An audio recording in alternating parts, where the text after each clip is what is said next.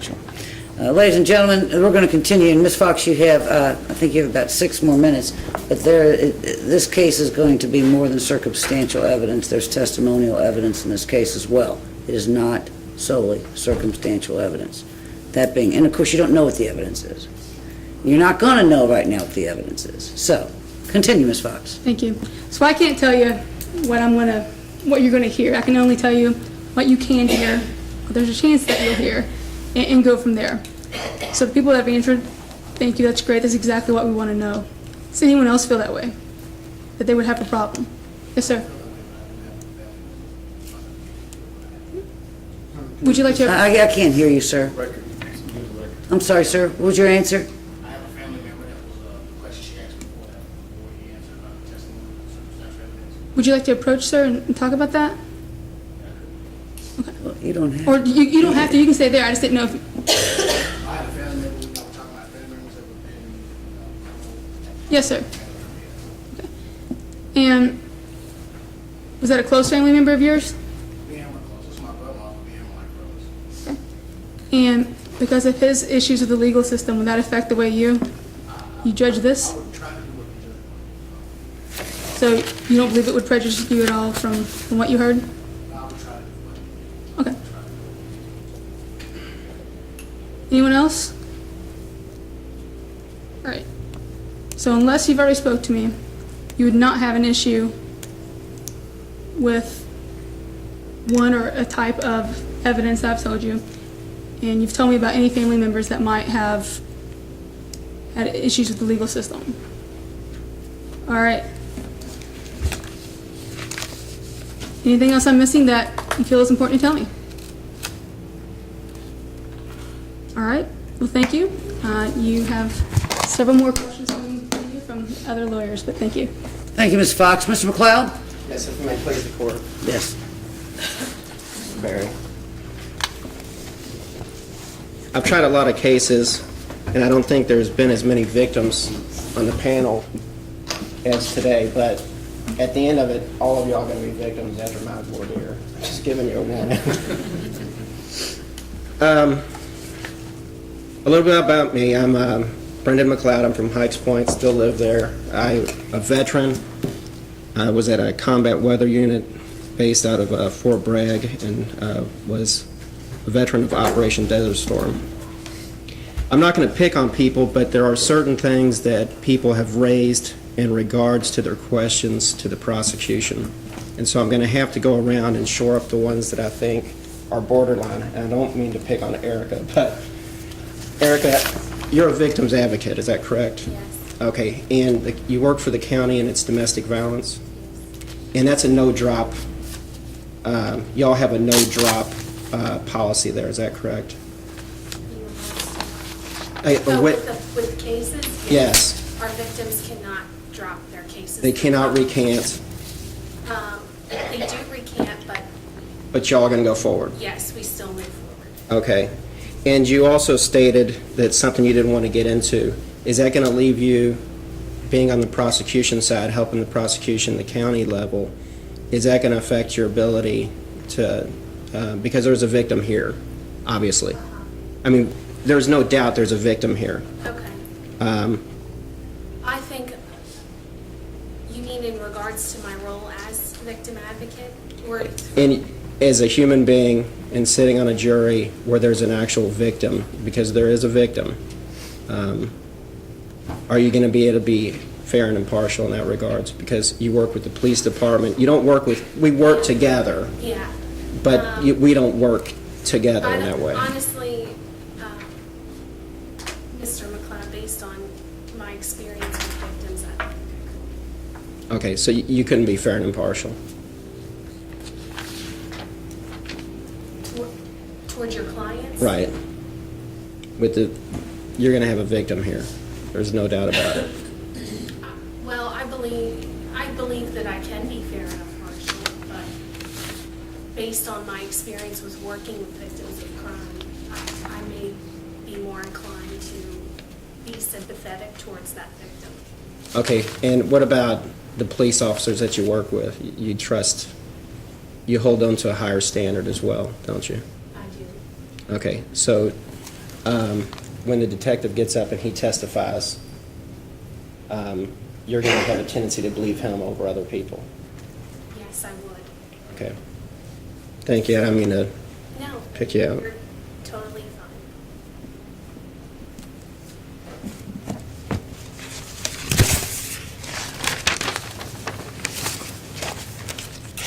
Now, ma'am, you're in the second row, and I don't mean to pick on you either, 642-772. You stated you were on a manslaughter case? Yes, And that it was stressful for you. yes, it was back in 99 or 2000, and it still haunts me. Okay. The haunting part about it, was it jury, was it when you're back in the jury room making the determination? Part of it, it was the evidence, it was the attitude of the defendant, just the whole thing was very hard. It was very difficult. Okay, how was the jury room? Was it heated? Was there arguments back and forth? Were there disagreements? Yes, Okay. yes, one woman dropped out because she got sick in the middle of it. She couldn't stand the stress. Okay. And that's a segue into what I always get into as well. I've never been called, I'm 44, I've never been called to jury duty. At some point, 12 of you will go into the back room. And I know it gets heated. I know it can be confrontational. And I know that because I've been on juries that have been hung, and they come out, and it's a nice air-conditioned room. I've been back there, not with the jury, but there's a water fountain. They give you food and everything else, and people will come out sweating. They're not looking at each other. That you can tell it was hostile. Okay? Is that your experience? Okay. Anyone here, and it's okay to tell me, is there anyone here that wouldn't stick to their guns? If you believe, and we're saying he's innocent, but let's say you're in the back and there's 11 people that say he's guilty and one that says he's not. Can everyone here say and promise Mr. Berry and the Commonwealth that they're not just going to roll with the flow because they've not been convinced beyond a reasonable doubt? And it's tough. I'm just telling you. It's a warning coming up. Having tried probably 50 or 60 cases, it gets very heated in the back room. Can everyone promise all parties involved that no matter what you believe, 11 innocent, one guilty, that you're not just going to roll over to get home earlier that day? Does anybody have a problem with that?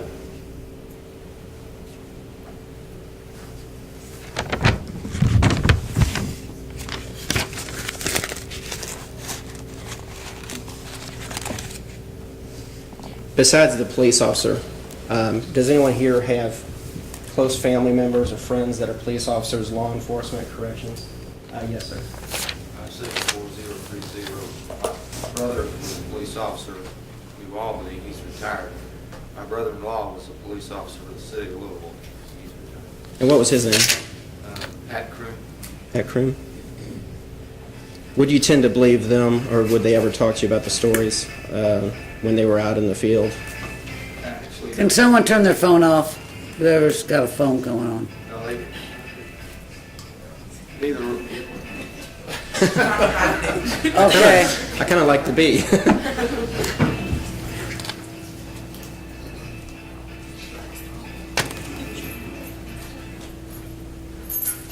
Thank you. Okay. Do you find them more credible than someone like a lay witness? Would you find your brother-in-law and... That's a hard question. And some people just say, no, I can't stand them. My brother-in-law, I can stand both of them.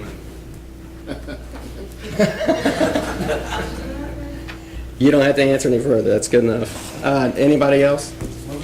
Yes. The question is, do you have relatives or close friends that are police officers, retired police officers, correction officers, any type of peace officer in that regards? My uncle's a retired cop from Bowling Green, but then I have several friends that are cops, just one of the ER and so hang out. I guess in answer to your second question is,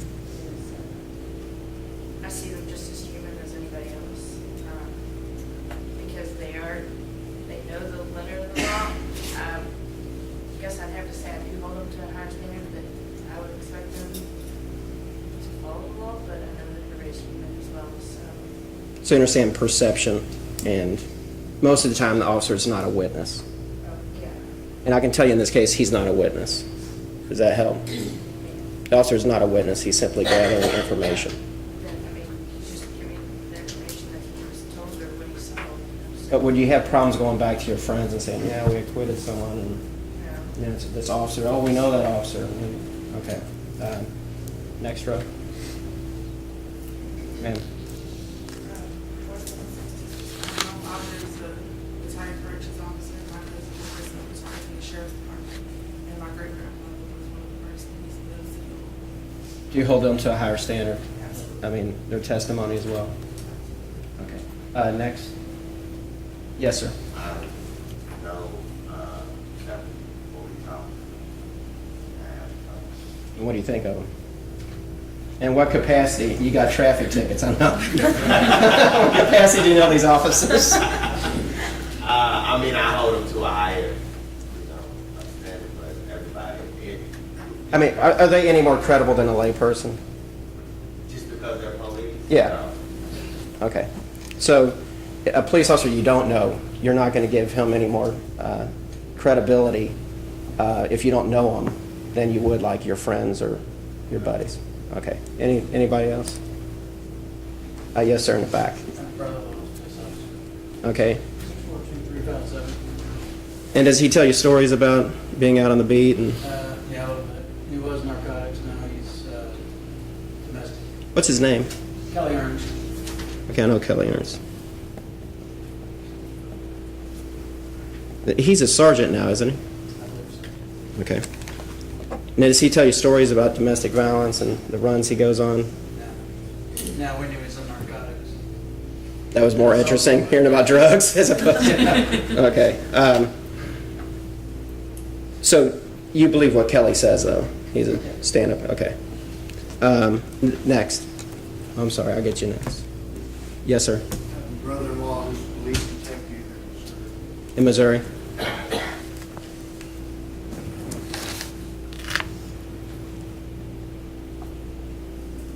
Good guy? Okay, honest. Does that impugn any type of credibility to the Louisville Police Department or anyone else that would testify here today? Oh, up and above a layperson? That wouldn't affect you? Okay. Gentleman up front. I serve on city council in the city of Anchorage, and I just know quite a few of the officers, just by seeing them around the city hall. Okay. And does that impugn any type of more credibility to any type of peace officer that would testify? Okay. Yes, ma'am. My son-in-law is the sheriff in Floyd County. In Floyd County? Same question. Does he, well, first of all, do you like him? He's my son-in-law. Right. I don't need to ask you any more questions. Anybody over here?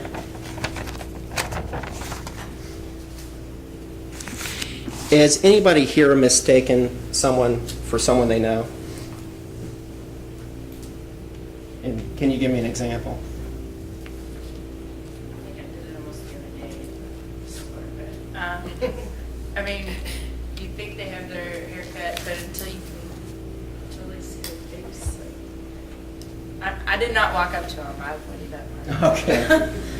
Am I the only one who's walked up to someone and started a conversation? May I approach? You may.